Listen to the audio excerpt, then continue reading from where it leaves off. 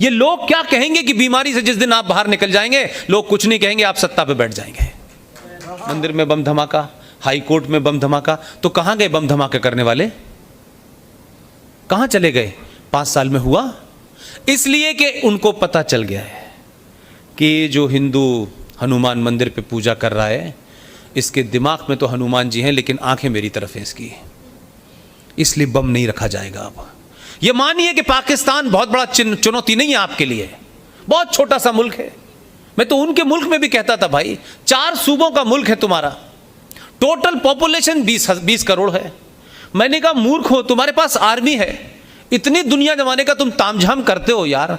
हमारे यहाँ एक आदमी गोरखपुर से उठा, कपड़े भी एक ही सुबह से बदलता नहीं है, पूरा उत्तर प्रदेश चलाता है, यहाँ भी 20 करोड़ लोग हैं। तुम क्या मुल्क चला रहे हो यार? हमारे यहाँ एक सूबे का मुख्यमंत्री तुम्हारे मुल्क के बराबर के लोगों को सुबह से शाम तक चलाता है और कोई फर्क नहीं पड़ने वाला। क्या बात? किस गलतफहमी के शिकार हो तुम? हम मुल्क चला रहे हैं, मुल्क चला रहे हैं, क्या मुल्क चला रहे हो यार?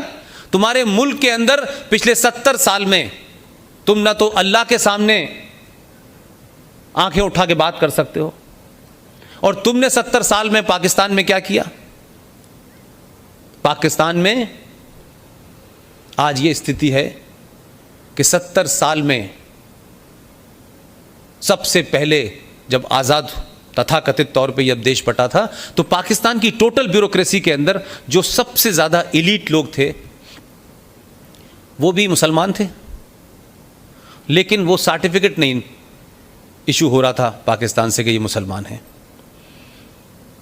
तो सबसे पहले आपने क्या काम किया? वो पढ़े लिखे लोग थे, मुसलमान थे, वो भी नमाज पढ़ने जाते थे, लेकिन सिर्फ इतना ही फर्क था कि उन्होंने कहा कि ये जो पैगंबरों के आने का सिलसिला है, ये कहते हैं कि मोहम्मद साहब आखिरी हैं, उससे पहले सब आ चुके। 1,24,000 पैगंबर मोहम्मद साहब के आने से पहले आ चुके। तो उससे पहले तो इस्लाम था नहीं, तो पैगंबर कहां थे, कौन कौन से थे? लेकिन दूसरे लोग ये मानते हैं कि पैगंबरों के आने का सिलसिला जब तक जारी रहेगा जब तक इस धरती के ऊपर मानव जिंदा है। आप भी यही मानते हैं? तो उन लोगों का कहना यह था कि भाई हमारे भी आए हैं, हम इनको भी मानते हैं, उनको भी मानते हैं, लेकिन इनको भी मानते हैं। उनका नो, हमने मुल्क बनाया है। तो पहली फुर्सत में जो पाकिस्तान की ब्यूरोक्रेसी थी, उसमें जो सबसे पढ़े लिखे लोग थे उन्हें हम अहमदिया कहते हैं, उनको आपने गैर मुस्लिम घोषित कर दिया कि ये मुसलमान नहीं हो सकते। यानी दुनिया की पहली ऐसी कौम है कि जिस कौम का रहबर यह कहता हो कि अगर तुम्हें इल्म लेने के लिए, उस जमाने चीन जाना बड़ी बात मानी जाती थी कि इल्म लेने के लिए, शिक्षा लेने के लिए अगर तुम्हें चीन जाना पड़े तो जाना। उसके मानने वाले ऐसे मैंने जाहिल पहली बार देखे हैं कि जिसके पास शिक्षा है, जो दानिश्वर है, सिर्फ इसलिए कि आप जाहिल हैं, वो पढ़ा लिखा है, तो उससे सीखने की जगह आपने कहा नहीं, आप मुसलमान ही नहीं है, आपका कत्ल वाजिब है। तो पाकिस्तान में अहमदियाओं को मारना जस्टिफाई है धार्मिक तौर पे। वहां से आगे बढ़े तो शिया आ गए, वो भी पढ़ी लिखी कौम थी। तो आपने पाकिस्तान में शियाओं को गैर मुस्लिम घोषित कर दिया है। तो आखिर कौन है ये? कौन लोग है भाई? जिस पाकिस्तान को बनाने के बाद बड़े खुश थे कि अब तो हमारी हुकूमत होगी, अब तो हम पूरी दुनिया, और अब तो ये मानते हैं कि पाकिस्तान को अल्लाह ने बनवाया है। अब ये अल्लाह से कब उनकी बात हुई पता नहीं, और बनवाया है तो किस लिए बनवाया अल्लाह ने ये नहीं बताया।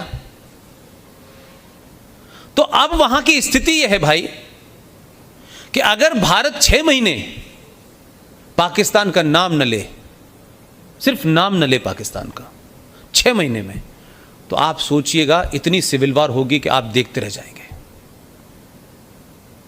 ये तो धन्यवाद देना चाहिए हमारे यहाँ के कुछ नेताओं को, कुछ पार्टी के लोगों को, जो अपने आदमी भेज के कहते हैं कि नहीं नहीं आपको हमारी ज़रूरत है, हम चाहते हैं हमारी मदद करें, हमारे यहाँ सरकार हम अकेले नहीं हटा पा रहे, आप अपनी कुछ ताकत हमें दें। इसलिए उसकी रिलेवेंस बनी हुई है। 6 महीने भारत पाकिस्तान के बारे में बात करना बंद कर दे, पाकिस्तान में सिविल वॉर होगी। उनकी यूनिटी का ही फॉर्मूला यह है एंटी इंडिया, कि हिंदुस्तान की नफरत पे वो खड़ा हुआ है। और हिंदुस्तान से नफरत तभी तक है जब तक सत्ता पे मोदी है। जिस दिन मोहम्मद अफजल साहब बैठ जाएंगे ये नफरत खत्म हो जाएगी। क्योंकि कुलदीप नैयर दुनिया के बेहतरीन पत्रकार, बहुत सारा आपका पॉइंट ऑफ ओपिनियन हो सकता है उनसे, उनकी किताब पढ़ लीजिए, मैंने उनके साथ काम किया है काफ़ी लंबे समय तक। अपनी किताब में कह के गए पाकिस्तान के अंदर एक बहुत बड़ी तादाद में जो इलीट है पाकिस्तान का, और भारत के अंदर एक पॉलिटिकल इलीट है हमारे यहाँ, जो सिर्फ ये सोचता है कि 700 साल की गुलामी के बाद मुग़ल जब यहाँ मौजूद थे तो भारत की अपर कास्ट ने अंग्रेज़ों के साथ साँठ-गाँठ करके जो हुकूमत मुग़लों से हमें मिलनी चाहिए थी वो अंग्रेज़ों ने हिंदुओं को दे दी है। लिहाजा ये लड़ाई उस वक्त तक जारी रहेगी जब तक हम ये हुकूमत नहीं ले लेंगे। इस सोच के लोग पाकिस्तान में हैं, ये कुलदीप नैयर अपनी किताब में लिख के गए हैं।